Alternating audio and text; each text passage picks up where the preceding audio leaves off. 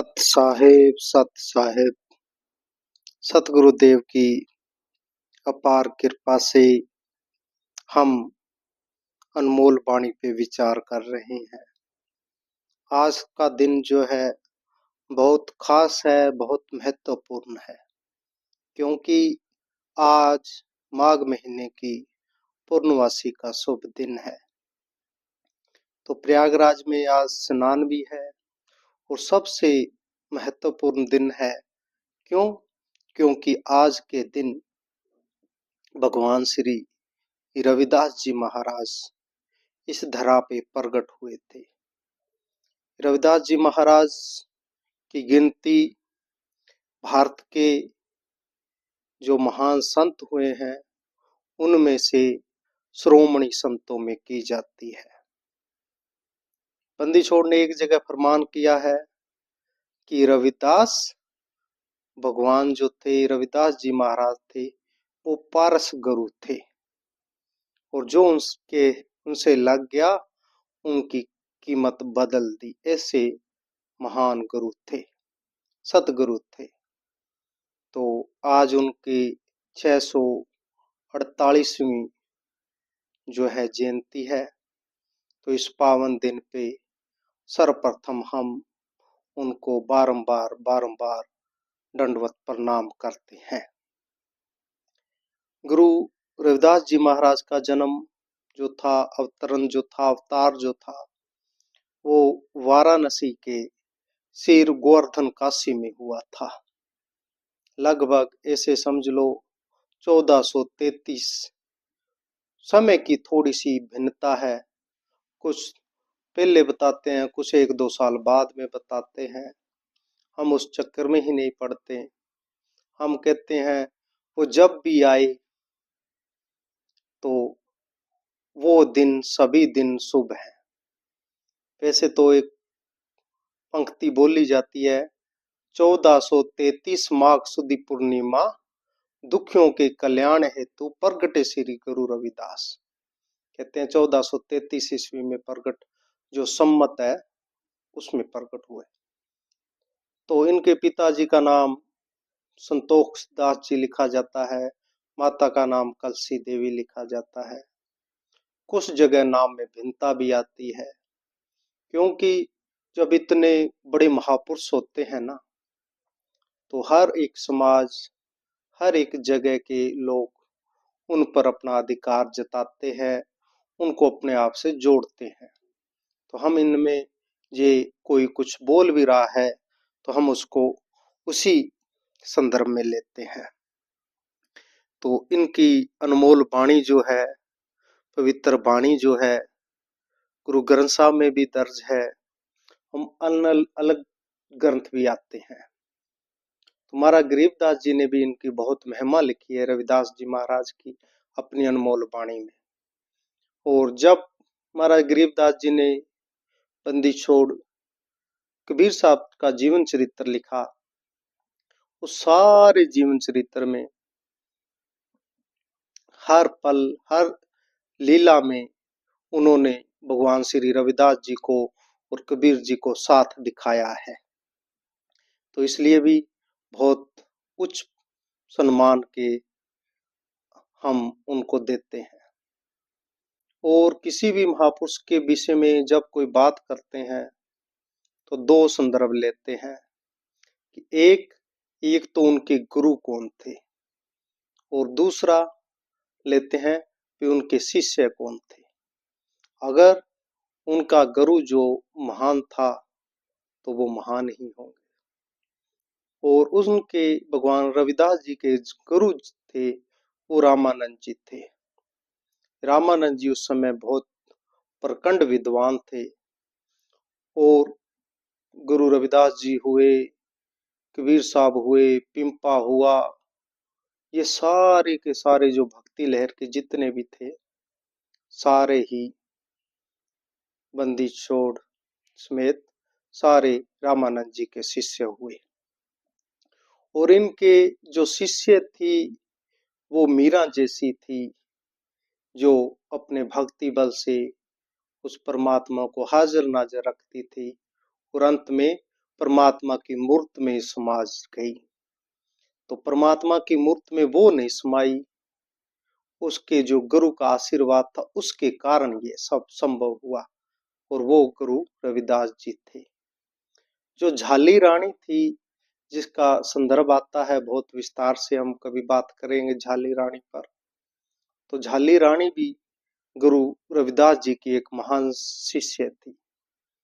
और जब ऐसे ऐसे महान शिष्य हों जिस गुरु के, तो वो गुरु कैसा होगा। तो ऐसे बारंबार सतगुरु रूप स्वरूप गुरु रविदास जी को हम बारंबार प्रणाम करते हैं। महाराज गरीबदास जी ने उनकी एक छोटी सी लीला लिखी है।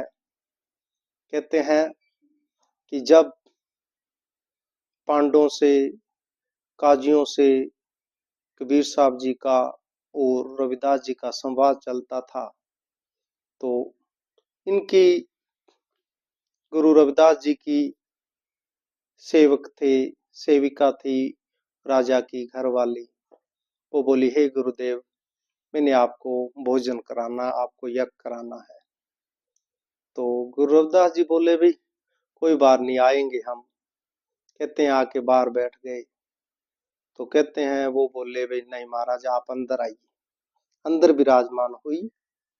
जब अंदर विराजमान हुए तो वहां पर जितने भी पंडित लोग थे, उन्होंने सभी ने विद्रोह कर दिया। भाई ये कैसे हो सकता है कि ये नीची जाति का हमारे साथ बैठ के भोजन करे। उस समय का हाल लिखा है महाराज गरीबदास जी ने। यज्ञ दई रे दास को सठ दर्शन बैठाए, गरीबदास व्यंजन बहुत नाना भांत कराए। यज्ञ दिया और उसमें अनेकों तरह के पकवान बनाए गए, और वो हंगामा करने लगे, भी ये हमारे साथ कैसे बैठ सकता है। चमरा पंडित जिम ही एक पतल के माहे, गरीबदास दिखे नहीं कूद कूद पछताए। हिरदास भैया 700 मूड पंडित गल खोड़, गरीबदास यज्ञ में बहोर रही नहीं लोड़। कहते हैं इन्होंने हंगामा डाल दिया। रविदास जी कहने लगे, भैया पंडित जी आप श्रेष्ठ हो, आप भोजन करिए, हम तो आपके बाहर बैठ जाएंगे। इतने में देखते क्या, सभी ये देख रहे हैं, भाई सभी के साथ में रविदास जी उसके थाली में उसके साथ में भोजन कर रहे हैं। वो कहता है, अरे तेरे साथ में रविदास भोजन कर रहा है। वो कहता है, अरे तेरे साथ में भी कर रहा है। तो महाराज गरीबदास जी ने कहा कि 700 रूप, उस समय 700 पंडित भोजन कर रहे थे, तो 700 रूप ही महाराज रविदास जी ने धारण कर लिए। और कहते हैं, परे जनेऊ 700 काटी गल की फांस, गरीबदास जहां कनक का दिखलाया रे दास। तो सबको बड़ी हैरानी हुई, भी ये ऐसा कैसे हो सकता है। उन्होंने कहा, भाई रविदास जी माफी दो, पर एक बात बताओ। क्या बात भाई? कि हम तो जनेऊ पहनते हैं, तुम्हारा जनेऊ कहाँ है? तुम अगर जनेऊ पहनते हो तो हमारे बीच में आके बैठो, नहीं तो हम नहीं बैठने देंगे। तो रविदास जी कहने लगे, ऐसे है पंडितों, भी आप जनेऊ पहनते हो ये सूत का है, रोज बदलना पड़ता है। मैं तो ऐसा जनेऊ पहनता नहीं, और हमारा तो जनेऊ वो मालिक ने सोने का अंदर ही बना रखा है। वो कहने लगे, सोने का जनेऊ इस जो है नीची जाति के पास कैसे आ गया भाई? तो कहते हैं रविदास जी महाराज ने कृपा करी, उन भूले भटके लोगों पे दया करी, और महाराज गरीबदास जी ने वचन कर दिया, गरीबदास रे दास के कनक जनेऊ सार, गरीबदास जहां कनक का दिखलाया रे दास। कि रविदास जी महाराज जी ने जो है कनक का, सोने का जनेऊ दिखाया। उनकी लीला देख के सारे के सारे 700 पंडित जो थे उनके चरणों में पड़ गए और उनके शिष्य बन गए। महाराज गरीबदास जी ने लिखा, पड़े जनेऊ 700 गल काटी गल की फांस, सोवा मण सूत टूटिया काशी नगर बंजार, गरीबदास रैदास के कनक जनेऊ सार, कि जब वो शिष्य बने और उन्होंने अपने जनेऊ काट के फेंके ना, तो महाराज गरीबदास जी कहते हैं कि उनके जो जनेऊ का ढेर लगा वहां पर, तो वो 100 मण उसका वजन था सूत का। इतना जनेऊ पहन के घूम रहे थे। सब के सब रविदास जी महाराज के शिष्य बन गए। पंडित शिष्य भय सात से उस काशी के माए, गरीबदास कुलहीन के भेष लगे सब पाए। मनसा वाचा कर्मणा सट दर्शन खटकंत, गरीबदास समझे नहीं भर में भेख फिरंत। सेज मत सतगुरु गए। तो कहने का भाव क्या है कि जिनके अंदर ज्ञान की आंखें होती है, तो वो तो कुछ देख के उस पूर्ण सतगुरु रूप में पहचान लेते हैं, और बाकी भ्रम में पड़ जाते हैं, भटक जाते हैं, रह जाते हैं। तो रविदास जी महाराज जी की जीवन की अनेकों अनेक लीलाएं हैं, अनेकों अनेक, एक दो नहीं हजारों लीलाएं उनकी वर्णन है। जब हम उनकी अनमोल वाणी पर टीका करेंगे, उनके अनमोल वचनों पर हम जैसे जैसे लेंगे, तब उनका पूर्ण विस्तार से वर्णन करेंगे। यहाँ पर एक दो और बात ले लेते हैं कि जैसे सबको पता ही है कि जब पांडे जा रहे थे गंगा जी में स्नान करने, तो गुरु रविदास जी ने उन्हें दमड़ी दी। ये अगर गंगा मैया हाथ लेके ये दमड़ी स्वीकार करे तो भाई दे देना, अर्पण कर देना, नहीं तो वापस ले आना। कहते हैं पंडित जी गए हैं, गंगा में स्नान किया है, तो हुआ क्या है, इतने में याद आया कि रविदास जी ने हमें दी है एक दमड़ी। कहने लगे एक रविदास है, गंगा मैया उसने दमड़ी दी है, अगर आप ले लो तो। कहते हैं गंगा मैया ने हाथ निकाल दिया, साथ में आवाज आई, ऐसे भक्त की दमड़ी तो मेरा तो सफल हो गया जीवन। ऐसे भक्त की दमड़ी कहाँ मिलती है।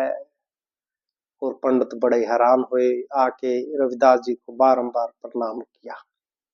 ऐसे ही मीराबाई जो थी, राजघराने की राजा की लड़की थी, राजघराने में ब्याही हुई थी, उसने भगवान रविदास जी को जाके अपना गुरु बनाया।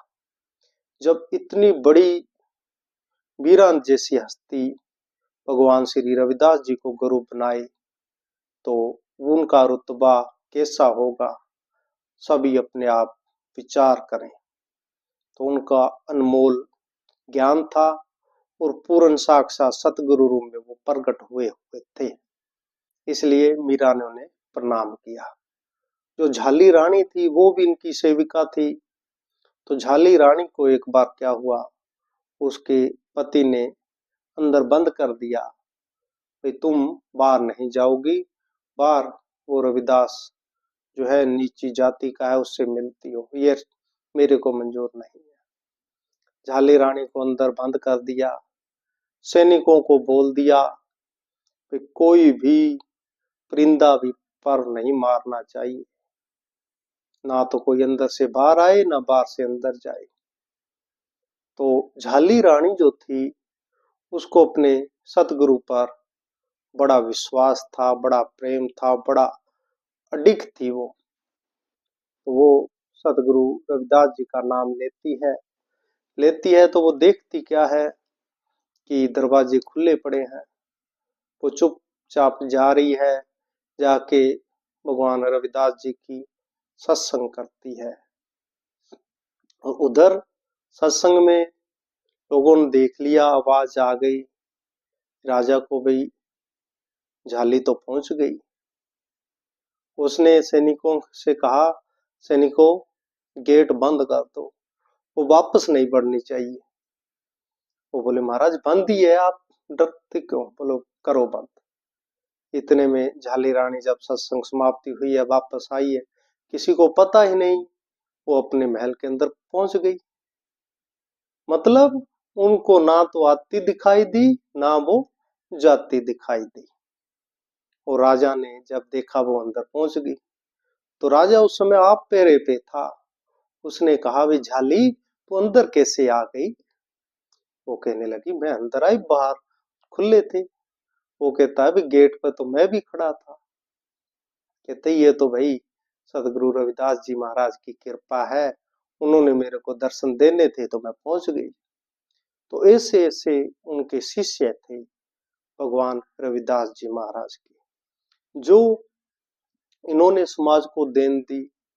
जितनी कुरीतियों का खंडन इन्होंने किया, जितना समाज को इन्होंने सेध दी, नीचे दबले लोगों को एक आवाज दी, एक आश्रय दिया उस समय में, और इनकी गिनती भारत के सर्वश्रेष्ठ संत महापुरुषों में हुई।